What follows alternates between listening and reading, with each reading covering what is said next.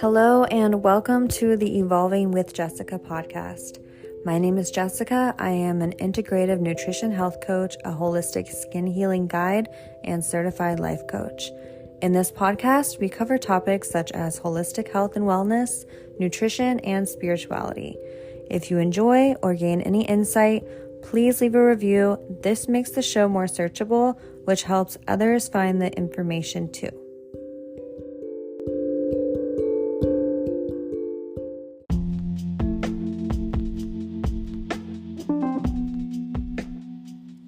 In this week's episode, I am joined by my friend Paige Charron.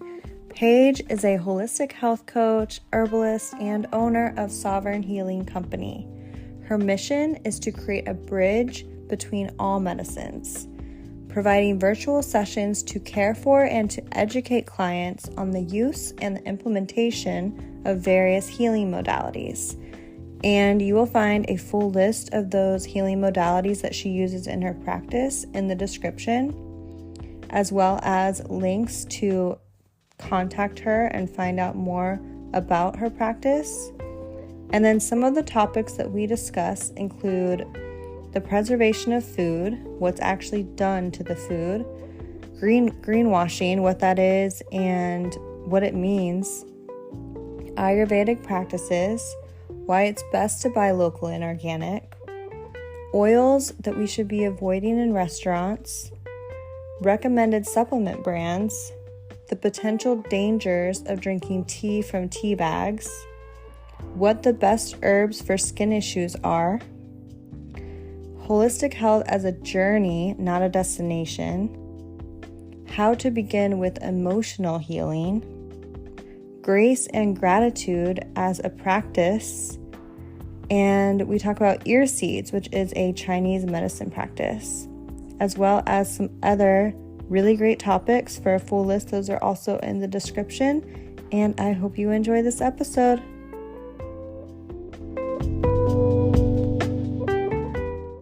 Today is a very special episode for me because I am joined by my friend Paige Charron, who I've known for, I think, almost 2 decades. Maybe it's more like 15 years, but I'm very excited to have this conversation with her. So Paige, could you please share who you are, what you do, and who do you help? Hi, yes, this is so exciting.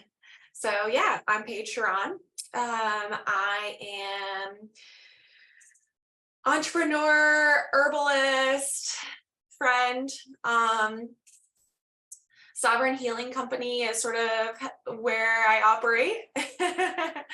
And I help anybody, that is really looking for resources. My mission is to create a bridge between all medicines. And so I am really an advocate for informed consent and understanding the vast options we have for healing ourselves, through holistic lifestyle or holistic healing, different therapies. But I'm technically a clinical Western herbalist, but I also use a lot of Chinese and Ayurvedic perspective in understanding the body, sort of interpreting the language of the body. And so I really do pull in a lot of perspectives in how I analyze and, interpret the body, but then also educate in how I lead my clients to helping them develop body wisdom. I want to hear more about the Ayurvedic medicine. I've learned about the diet portion of it, but yeah, I would love to know how that is incorporated into what you do. Like, do you follow the Ayurvedic diet as well? I really believe in not only understanding what we need, but also developing a lifestyle that we really enjoy. And part of that too, also, is understanding that we're not in India, and we don't have that culture that really supports that sort of Ayurvedic rhythm. And so it's like, okay, well, knowing that where we are now in America in 2023, what does that look like? How can we set this up to be very rhythmic and sort of this very natural process? So really, I'm an advocate for understanding specifically what your body needs, and then how we can achieve that in a really convenient and enjoyable way. So in some ways, yes, I do recommend some Ayurvedic dieting, but there's a time and a place for everything, and I'm not necessarily an advocate for short-term things. My goal is to help you develop a long-term sustainable healing lifestyle. Yeah. Yeah. Okay, I want to know supplements. Some of them are cleaner than others. Like some of them you find certain ingredients, or they might be sprayed with things in the process, or they might have particles of plastic. How do you know which ones are good and which ones are not? And can you tell when you're looking for them? I don't know if this is a question even for you, but I figured you're the best person to ask. Yeah. So with food, it's a whole it's a whole arena of battles. Because ultimately the grocery store has become this big mega industry, and agriculture is associated, and so their goal is to make the food last for as long as possible, increase that shelf life, um preserve things in ways, and make everything beautiful, right? And so that goes with not only the packaging of foods, and greenwashing is very real. Um, if you're not familiar with greenwashing, it is essentially marketing. It's a marketing tactic to make a product or a food look healthier than it is. And so with that, really turning the label or turning that product around and reading the ingredient list. And I really, uh, you know, share with everybody that's willing to listen that we should not have to be a scientist to read what's in our food. And so if you feel like it's over your head, it's time to put it back on the shelf and find a cleaner option. Mhm. And same goes, with produce. It's a business. And so the longer that apple can stay pretty on the shelf in the store, um, they'll be able to sell it. But, going back to even, the philosophy with dieting is we've gotten so far away from the primal perspective of how we eat. And ultimately, what we should be eating, especially in terms of produce or anything at all, um, ideally it's seasonal and it's grown close enough to where we can either walk or drive our car to. Mm. Um, because in that way, the produce hasn't had to travel to us. It hasn't needed to be preserved to reach the shelf. And it being seasonally grown, the nutrients in that food is also higher. Um, and and so there's a lot to be said about eating local and organic for sure. Um, and so farmers markets are always the way to go. Yeah, I want to go back to the greenwashing for a second with the marketing. I love that you explained that because I was going to ask what that term actually means. But terms like fresh, healthy, I'm trying to think of some others. I mean, all natural, All natural. um, organic, fat free. Yeah, these terms don't mean anything. I mean, to get the label that says organic, the USDA organic, yes, but a lot of times they can say organic and not be organic. You have to know to also look at the barcode, and it has to start with a 9. If it starts with a 3 or a 4, you know that that was sprayed and has all kinds of herbicides, pesticides. So you want to avoid that. If you need to buy that and can't get it organic, then you want to wash it thoroughly with some baking soda, vinegar. But yeah, the greenwashing, the marketing of that, like such a good point because a lot of people, even with like healthy, restaurants, like plant-based restaurants or things like that, it's very pricey to have a restaurant like that. So if you go to one of those and you see all these like these words on the windows that like say basically that are trying to get across the point that they're healthy, like those words don't mean anything. They're umbrella terms that they don't have to like go by any rules in order to put that to represent them. Yeah, I mean, in terms of the labeling, it's virtually unregulated.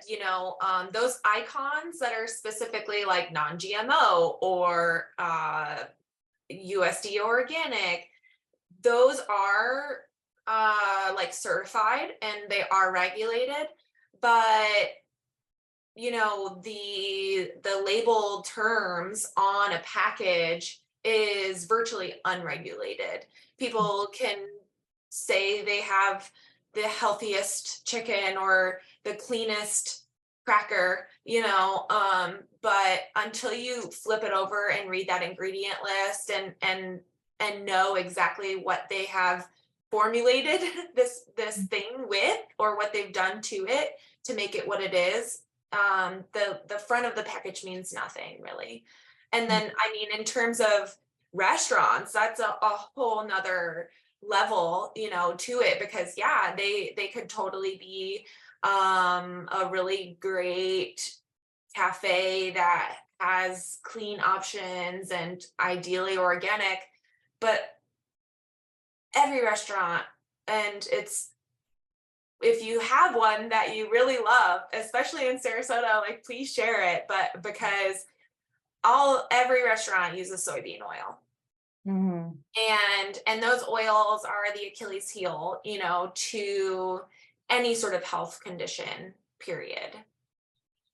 Yes. Yeah, canola oil, any type of seed oil is, Sunflower oil, vegetable oil, soybean oil. Yeah, it goes on. yeah. And you said the word clean. Clean is another term that's thrown out there a lot that means absolutely nothing. This also applies to topical things. So you'll see a lot of packaging and marketing for like topical products for like skin and stuff that says clean and it means Yeah, nothing. Yeah. greenwashing. Yeah, Yeah. and just like, if you're gonna be militant about what you're putting in your body, I mean, don't put chemicals on your body that you wouldn't put in your body. Mhm. Yeah, because it everything absorbs.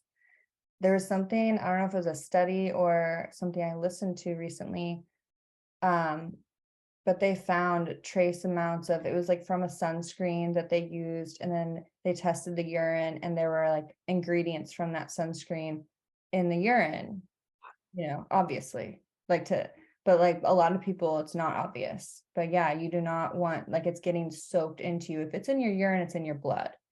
Yeah.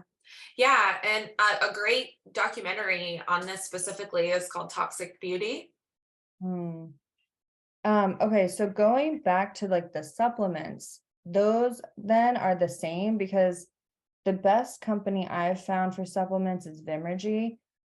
I would love to have like other options out there to recommend and suggest, but how do you know, like, is that the same as food? I'm not as familiar, like, with the food stuff, yes, but when it comes to supplements, how do you know which ones are like the better quality? So it is a lot of, especially if the supplement is like whole food based. I mean, it's the same regulations on the labeling. Yeah. So, I mean, when it comes to brands, I do have the cornerstone ones that I recommend. But a lot of the ones that I do like, they don't make everything. Mhm. So you know, like I love Terry Naturally, and I love like Vital Flora, and I love Innate Response. Um but they all kind of do their own things. Like they have their specialties, right? Okay, I'm writing those down. Um, okay, I have another question that I've been wondering. Is it true that you shouldn't drink tea from tea bags because they bleach them? And so then you're essentially ingesting trace amounts of bleach? Yeah, tea bags are not ideal.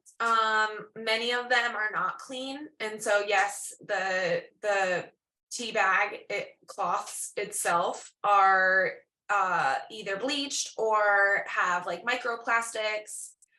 Uh, Mm. and then they're sealed, right? So they're either sealed with a glue or a staple, and so that's all being infused into your tea. Oh, wow. Okay. Makes sense. I didn't think about that. Yeah, and loose leaf tea is always the way to go. Ultimately, also because many times in the tea bags, the company is just like basically making the tea into like this dust. And you're not really getting like whole parts and like quality herbal content. And so with loose leaf tea, you're putting like whole plant parts in there and letting it steep, and you're just getting a more therapeutic cup of tea automatically. Wow. Okay. For those listening, I do already order my tea from Paige. She does custom blends. Um, but yeah, just in those short couple sentences, completely unlocked a different part of my brain about it. Like, I don't think I'll ever drink from tea bags again. I wanted to find out too is what would be the best herbs and tinctures for someone with acne or any type of skin issue? So herbs specifically, with acne, I really think of this. So as I really think of this as a multi-layer sort of way that our body communicates with us. And so, in some ways, we obviously can think of our skin as our largest organ, but it's also a sensory organ. It's very much connected to our nervous system. And so, our nervous system is in constant communication, not only with what's going on in the outside world, but what's going on inside of us. And so our body is trying to communicate with us what's going on, like mentally and emotionally, with how we're dealing with our external world, right?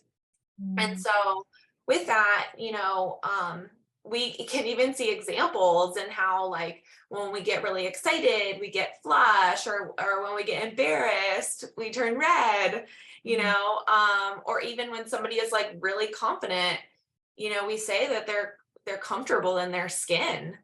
And so a big part of this can go into like emotional healing work, or supporting the nervous system to adapt and become more resilient to our environment. Um, but another big part of it too is that connection to our gut. And so healing that dysbiosis, that imbalance of the gut, or even looking at foods that we might be allergic to, or not only maybe have an allergy, but even an intolerance. And there is a difference, and if not any of those things, even just understanding the stages of digestion, and maybe leaky gut is part of the problem. So it's also with looking at skin, and the symptoms that we're having. It's really important to think deeper than the skin and understand, what is the best place to start. Because especially with holistic healing is, we might have one goal in mind, but we're actually going to start way over here and watch this sort of domino effect happen for accomplishing what our goals are. Yes, I love that. Yeah. So in terms of, to answer your question, for herbs, I mean, with acne, I really do automatically go to purifying the blood. So blood purifiers, which are herbs such as burdock, dandelion root, red clover, garlic, antigraphis is one of my favorites.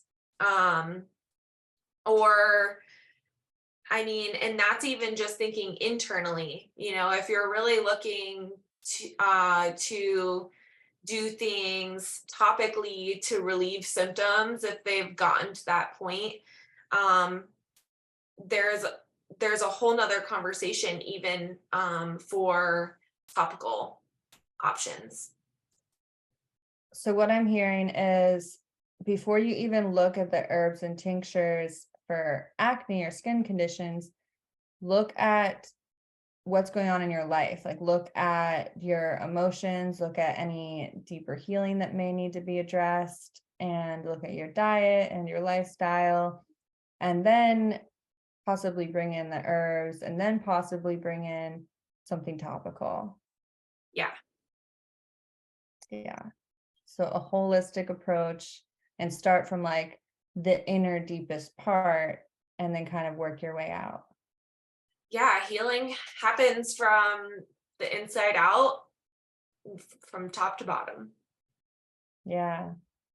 How would somebody go about how would they start with the inner healing? I think honestly, part of that is getting honest. Really, really getting honest with things that are hard, and allowing yourself to get vulnerable with somebody that you trust. And that's why, with my client work, right off the bat, my goal is to clearly express that, it's a safe space and that everything is completely confidential, and that there's no such thing as TMI. And what might be TMI to you is actually very normal, something that you experience regularly. And what has happened is we've placed this in somewhere in our mind that it's too much for somebody to hear. Mm. And that stops us from letting it out. Mm. And I like to even allow like an analogy of seeing our body full of bubbles. And these bubbles are things in our life, right? Good and bad. But when we inhibit sharing or suppress things, the bubble will get bigger. Mm. And then the distractions come and we forget, and then it comes up again and we suppress it and the bubble gets bigger. And then Mhm. eventually that bubble is so big that it has nowhere to go, but like it's oozing out of our body, and or we have some big breakdown and we can't not address the bubble. Yeah. And so with that, allowing that safe space for those, or on a regular basis for those bubbles to be addressed before they pop. Yes. Okay. So I like your rule of there being no TMI because I feel like that's where the issue starts is people get embarrassed and they don't want to share, like you're saying, and then they feel shame and they feel guilt around it. And then it just, yeah, like you're saying, it piles on and it makes it worse. Yeah, that is really where that deeper healing really comes, because it's like, who told you that? Who made you feel like that was TMI? Yeah. And that's where it's even just breaking that normal, or what you perceive to be normal, because normal is just something that we're used to. Mhm. And it doesn't matter what it is or what context or anything, normal is just something that we're conditioned to see or feel or do. And many things that we perceive as normal in our world are not. Mhm. Um, and being authentic and being honest and being vulnerable are things that we have made not normal. Mhm. And we're called names or shamed or told that we don't have time for this, and that again is not cohesive to healing. And so I think the first step, honestly, is finding somebody that you trust to be vulnerable with and have these TMI conversations. And so that's even where, sure, we can throw herbs at you all day, and the herbs, you might help for a little bit, but for full potential of health, looking at it holistically and having these types of conversations, in the consultations, or with somebody that can help, or at least hear you and make you feel seen, um, or even help you find resources, can Mhm. go a really, really long way. Mhm. And that one thing or whatever it is that you're afraid to share, you don't want to share with your coach or your consultant or your mentor, whoever it is that's trying to help you, if that person doesn't share that, then you might never heal because that could be the one thing that you really need to know in order to help the person. And that could be like, 100%. yeah, like you could have all your ducks in a row, but it's like, oh, wait, like that happened to you or you're dealing with that issue and you didn't tell me this, like that changes everything and you can fix it. And yeah, it's a relief for everybody. And normal is not common. I just needed to say that common and normal are starting to become like they're the same and they're not. So I just like to like point out to people just because it's common doesn't mean that it's normal and that doesn't mean that it's okay. Yeah. Okay, so how fast can someone expect to see benefits from using herbal medicine? And I suspect that this might also loop back around to it depends on everything else. Yeah. I mean, our healing cannot be placed in a box. Mhm.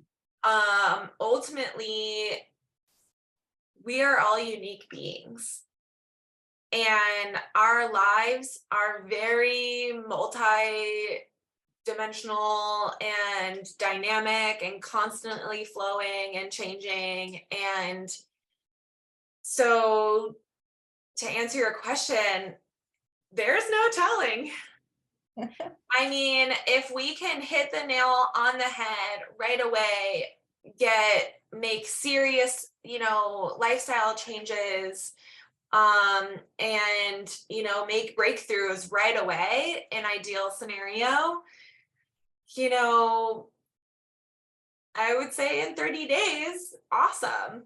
We can make significant changes.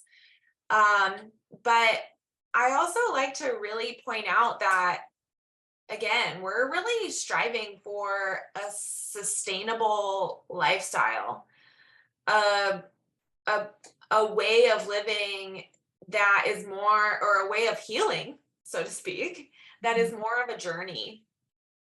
There is really no final destination in our world. There is no finish line to healing. And so adopting that perspective and knowing that we're never really done Yeah. is really relieving. Mm-hmm. We're not chasing a deadline or chasing this final. Happily ever after. Yeah. So really knowing that the destination is right now. We're here. And what we do next is also part of that. Mm-hmm. I wasn't even thinking of a question because I was just so enwrapped with everything you were saying. Just give me a moment. Yeah. And I do feel like when we take that pressure off of our healing, our nervous system responds, right? So we were talking a little while ago about our nervous system and that direct connection to our skin and so on. And when we take that pressure off of ourselves and knowing that, like, this is a journey and it's forever, and I need to find some way to sustainably enjoy the way that I live and the way that I take care of myself, Mm-hmm. the whole system just exhales. Mm-hmm. Like, it's just very, like, relieving. And so even when you think of like that emotional release and the way that our hormones respond to that in terms of, you know, like adrenal fatigue, Mm-hmm. um, or the microorganisms in our digestive system that respond to that exhale, and if you understand the nervous system and how it functions, and looking at the two different uh, functions of the nervous system, that sympathetic fight or flight and the parasympathetic rest and digest. And once you know that you can only be in one of those sectors at a time, that there's no like dual function there. Um, Once you understand that they are separated, there's a big difference in how we function when we're in fight or flight and how our body functions when we're in rest and digest. So the more you can consciously allow yourself into that parasympathetic rest and digest, the more the healing is going to happen, because that's the only place that healing can occur. This is something that I've touched on some too with my community. And because I went through this with my skin, I had healed it, but then I started getting skin issues again. And it came down to my nervous system because, gosh, was I not eating clean? Was I not doing everything I knew, like all the supplements, everything? And it was like, I knew it too, but it's like, I didn't know what to do about it because it was my environment. And I was always in that fight or flight. Like I knew it was my nervous system and I tried to regulate it. But the issue was for me is I couldn't remove myself from my situation. So I had to kind of learn to try to regulate it as much as possible while I was still in that situation. Yeah. Yeah. And that's the hard part, is that with our healing, we can't necessarily have expectations to completely evolve our life and quit our job and change our or move or change our relationships or eject ourselves out of our life, or start from ground zero. And that's where that emotional healing really, and that automatic thought process and the subconsciousness really plays a huge role, because I really believe that nothing is for no reason, and there's no such thing as coincidence. And so there is a reason that we have the life that we have. It's just a matter of ultimately hijacking our thoughts and allowing our nervous system to feel safe right where we are. Hmm. Yeah. And even if we can't, just in a day, like change our job, change our relationship, change where we live, change our financial situation, whatever it is, if we can just take one step within one area, just Yeah. one step at a time, and just focus on one area of our life, like you were talking about earlier, it's that domino effect. Yeah. And like with your health, if you start addressing one thing about your health, then it literally starts helping. Like if you have digestion or if you have skin issues, if you start to fix one, you're going to fix the other. Yeah. And even going back to that, idea of like being unhappy in your environment, or with your lifestyle or your people or your job or your financial situation, a lot of that is also about perspective. Hmm. It's the way that we think about those things. And so even just gaining perspective and thinking about them in different ways can go a long way about the way that we manage them. Hmm. Yes, perspective is everything. It always, when I think about perspective, I think about this time I don't know if it was like during the whole lockdown era, and it was just a very peaceful time to me because of the world being kind of shut down.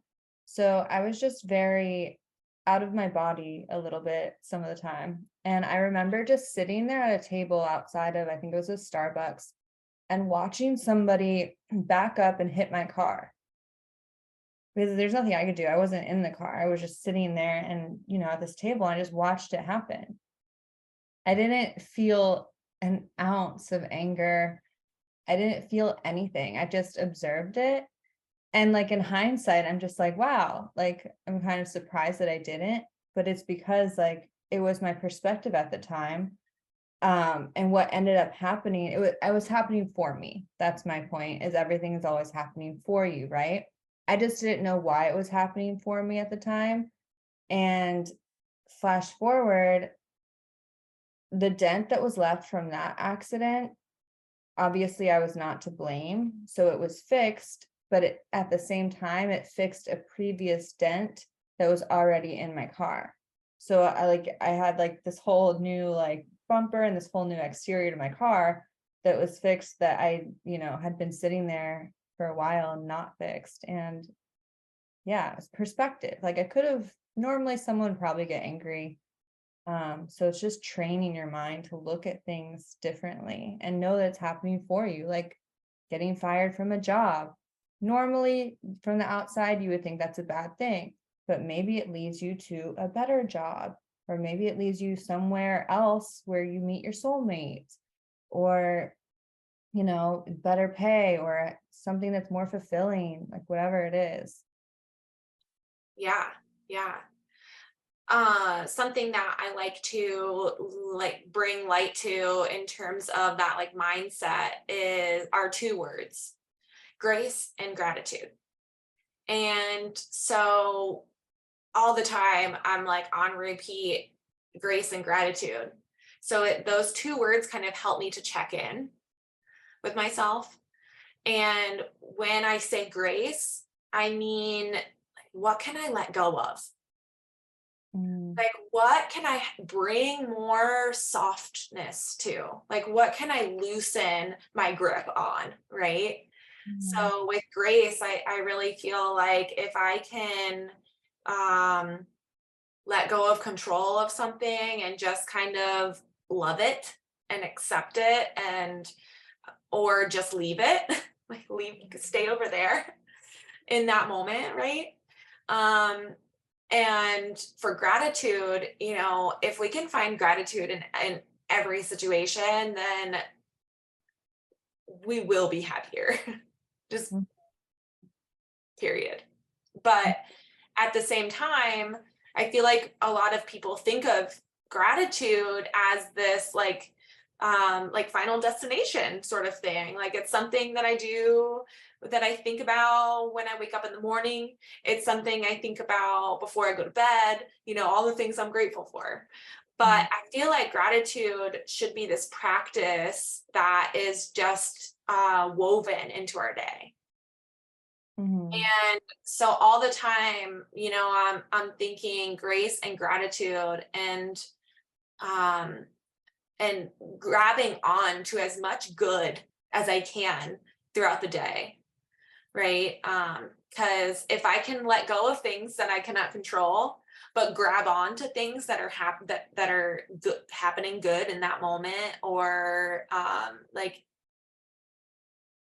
little things or big things, right? Then automatically my mindset has shifted into this softer, more calm, centered, grounded space. Mm-hmm. Yeah. And also, I like to think about it this way because the more grateful that we are for something, the more good things that come to us. Like the universe wants to show us more of that if we appreciate it. It's just like if you have a friend or a partner that you do something for, okay, let's say a partner, and you do something nice for them. If they appreciate it, it makes you want to do more nice things. If they're like, wow, like you're amazing. I'm so grateful. Like I'm so lucky to have you, whatever. It makes you want to do more. But if they just kind of like take it and they look at it in a negative light, or like, oh, like now you want to give me this, or, whatever it is, it's not going to make you want to give them anything else or do anything else for them. The universe is the exact same way. So like showing the gratitude in everything that Yeah. we're given. Weaving it 100 times a day into your life for sure. Yeah. What's the purpose of life? I think it is that gratitude and loving others. I really feel like we're hardwired to be in connection and be seen and loved and um, really like even, you know, allowing higher power to move through us and live out our purpose. Mm. This has been really great. I want to know, what are you up to this weekend? I'm interested in coming to find out more about those gold ear things that I saw you posted about. Super cool looking. If anybody listening is in the Sarasota area, you can see what I'm talking about. But are those actual piercings?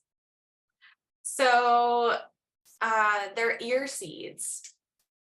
Like I was saying before, I use a lot of Chinese medicine perspective. And so not only do I look at the tongue and analyze the tongue, very similar to like an acupuncturist would when you go in for treatment, um, I also place ear seeds. So it is auricular therapy. It is acupressure, similarly to how the foot is a map of the whole body. Mm. So is our ear. And so ear seeds are placed in specific areas of the ear depending on what our goals are.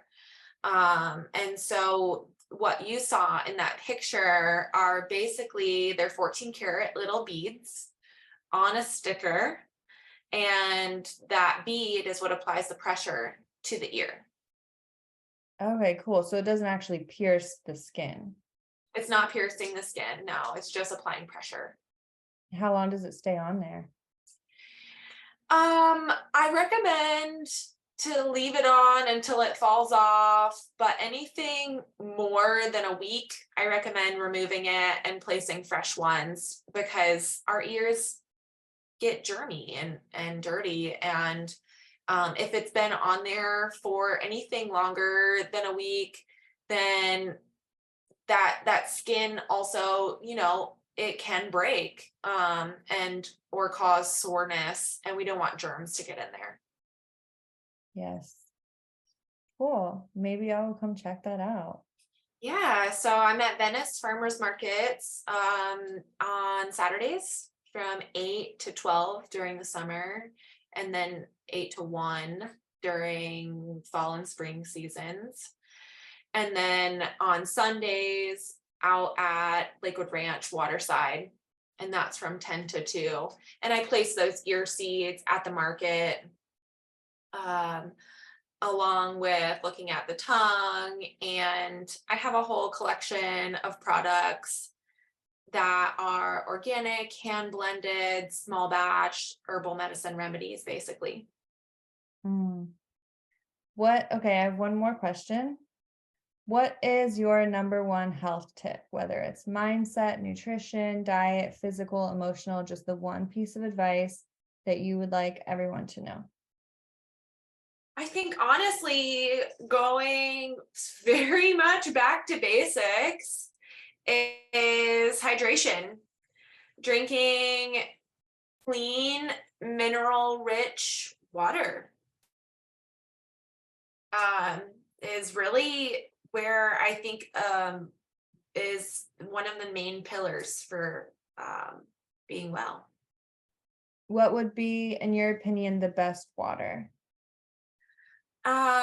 So I personally drink a Berkey water, and I have the filters for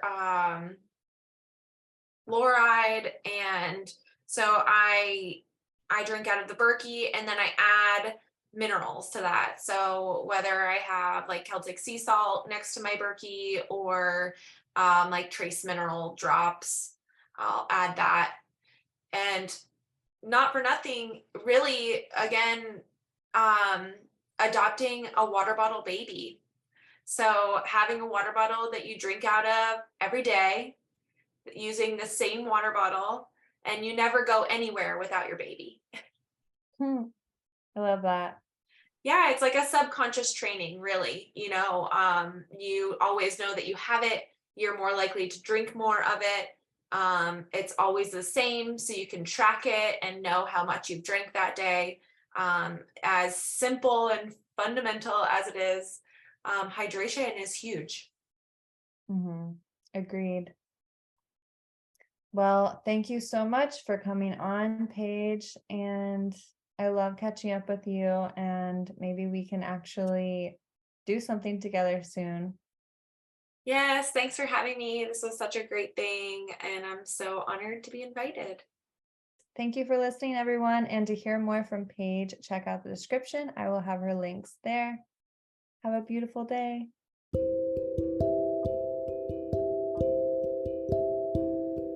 That concludes this episode. If this resonated with you, please give it a rating and review. And if you have any questions, please feel free to reach out on Instagram. I would love to hear from you. Links are in the show notes. I sincerely thank you for your time and your presence.